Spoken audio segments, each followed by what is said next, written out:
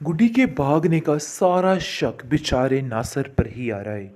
लेकिन आप देखेंगे कि शाज़िया एक ही बात कह रही है कि इन सब चीज़ों में नासिर का हाथ है।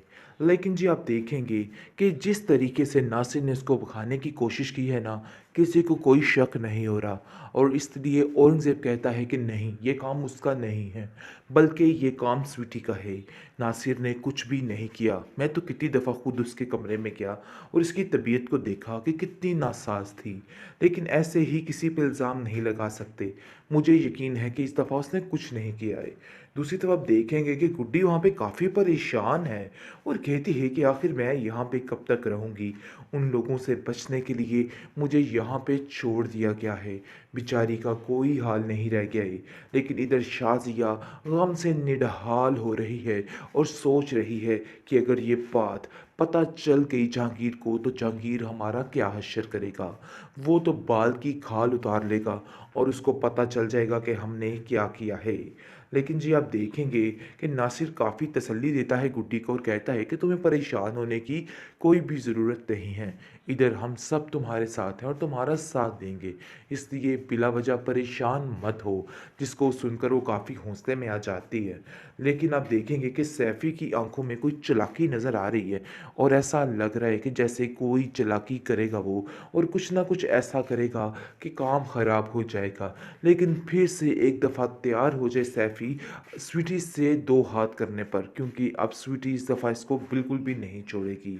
दूसरी तरफ शाज़िया कहती है कि अरे भई, मैं बाहर गई ही क्यों? मुझे गुड्डी का ध्यान रखना चाहिए था। पता नहीं क्यों मैंने ऐसा किया।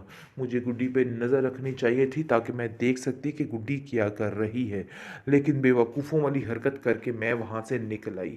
लेकिन मुझे ऐसा नहीं करना चाहिए था। आगे से आप देखेंगे कि औरंगज़ेब कहता है कि इन बातों को सोचने का तो अब कोई फ़ायदा ही नहीं है। जो होना था सो हो गया, इसलिए बिल्कुल भी परेशान मत हो, सब ठीक हो जाएगा। लेकिन फ़िलहाल अभी बातों को इधर ही दबा रहने दो। ज़्यादा बात को बढ़ावा दोगी तो अपना ही नुकसान होगा। इसलिए बेहतर यही है कि खामोशी के साथ हर चीज़ को बर्दाश्त करती जिस जाओ। पर शाज़ी कहती है कि हमें लगता है कि हमें उसकी खाला की घर इत्तला करनी चाहिए। जिस पर औरंगज़ेब उसको खामोश करवा देगा और कहेगा कि नहीं, अभी ये बात बाहर नहीं निकलनी चाहिए। बेहतर यही है खामोशी के साथ इस बात को इंतज़ार किया जाए कि आखिर क्या होगा और क्या नहीं होगा। इसलिए अभी फ़िलहाल कोई भी बात नहीं करनी है। खामोशी से देखना है कि इधर क्या हो रहा है और क्या नहीं वो हो रहा। कहती है कि जब उन लोगों को पता चलेगा कि मैं उधर नहीं हूँ तो वो तो आपकी जान के दुश्मन बन जाएंगे, क्योंकि मैं जानती हूँ कि औरंगज़ेब अंकल आपको नहीं छोड़ेंगे।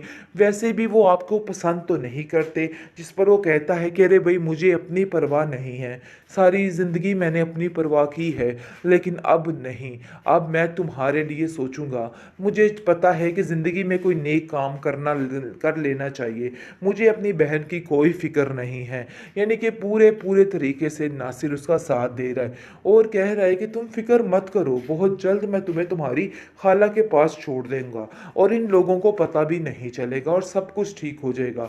क्योंकि इन लोगों का पहला शक यही था कि मैं तुम्हें तुम्हारी खाला के पास छोड़ के आऊँगा, लेकिन मैंने ऐसा नहीं किया है। इसलिए थोड़ा सब्र करो और इधर सुकून से रहो। इधर तुम्हें कोई भी तंग नहीं करेगा।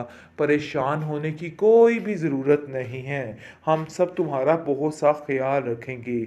और सैफ़ी भी इस बात की हामी भरता है, कहता है कि बेटा फ़िक्र मत करना, हम सब तुम्हारे साथ हैं और तुम्हें बिला वजह किसी बात को भी लेके परेशान होने की कोई भी ज़रूरत नहीं है। आखिरकार नासिर ने गुड्डी की जान बचा ही ली, क्योंकि वो समझ गया था कि ये लोग ज़्यादा देर तक उसको ज़िंदा नहीं रहने देंगे, उसके साथ कुछ भी कर सकते हैं।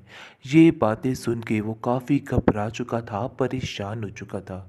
गुड्डी पहले तो उसकी बातों पे यकीन नहीं कर रही थी, लेकिन जैसे ही सारे सबूत वो उसको दिखाता है और कहता है कि ये देखो, ये तुम्हारे चचा का हाल है, क्या हश्र तुम्हारा करना चाह रहे हैं और तुम बेवकूफ़ हो, तुम्हें समझ नहीं आ रही। जिस पर देखकर गुड्डी काफ़ी हैरान हो जाती है, अपने होशो हवास खो बैठती है। लेकिन नासिर इसको समझाता है कि ये वक्त इन चीज़ों का नहीं है। बेटा तुम्हें यहाँ से निकलना है और मैं तुम्हारी इन सब चीज़ों में मदद करूँगा। जिसको सुनकर वो इस बात के लिए तैयार हो जाती है और जल्दी से अपना सामान पैक करके उसके साथ चली जाती है। जैसे ही आप देखेंगे कि आगे जाती है यानी कि जो सैफ़ी बाबा हैं वो उसको आगे नज़र आते हैं, लेकिन गुड्डी सैफ़ी बाबा को देख के काफ़ी घबरा जाती है और कहती है कि आखिर ये मुझे यहाँ पे कैसे सुकून से जीने देंगे। इन्होंने तो वहाँ पे भी मेरा जीना जीरण किया हुआ था। जिस पर नासिर कहता है कि गुड्डी, घबराने की कोई ज़रूरत नहीं है, ये तुम्हें कुछ भी नहीं कहेंगे। ये कोई बाबा शाबा नहीं बल्कि आम सा इंसान और मेरा दोस्त है।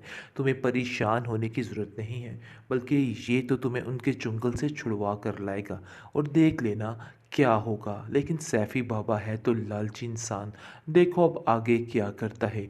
लेकिन नासिर इसको ज़्यादा देर तक इधर नहीं रहने देगा। फ़िलहाल उसके पास और कोई ठिकाना नहीं था, क्योंकि वो जानता था कि जैसे ही शाज़िया घर में आएगी, क्या पता कि उसका गला घोंट कर उसको मार दे। क्योंकि उन लोगों को तो बेचैनी सी लगी हुई है कि जितनी जल्दी हो सके बस गुड्डी को ख़त्म करना है और उनके दिमाग में कुछ भी बाकी नहीं है। और ये बात नासिर को पता चल चुकी थी, इसलिए नासिर उसकी जान बचाने के लिए उसको वहाँ से ले आता है।